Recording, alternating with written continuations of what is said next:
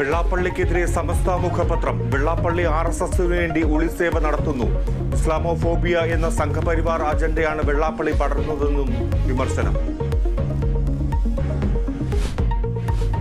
കള്ളക്കുറിച്ചി വിഷമദ്യ ദുരന്തത്തിൽ മുഖ്യപ്രതി ചിന്നദുരൈ അറസ്റ്റിൽ. മദ്യത്തിൽ കലർത്താൻ മെഥനോൾ എത്തിച്ച പ്രതിയും അറസ്റ്റിൽ.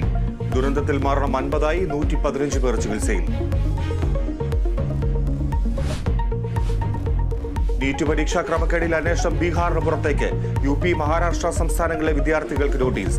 പരീക്ഷാ ക്രമക്കേടിൽ രാജ്യവ്യാപക പ്രതിഷേധത്തിന് കോൺഗ്രസ്.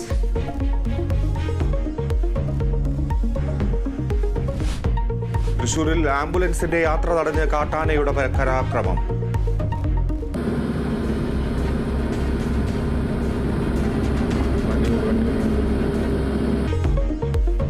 കപാലി ഇറങ്ങിയത് അതിരപ്പള്ളി മലക്കപ്പാറ അന്തർ സംസ്ഥാന പാതയിൽ. വെറ്റിലപ്പാറ ജനവാസ മേഖലയിൽ കാട്ടാന വ്യാപകമായി കൃഷി നശിപ്പിച്ചു.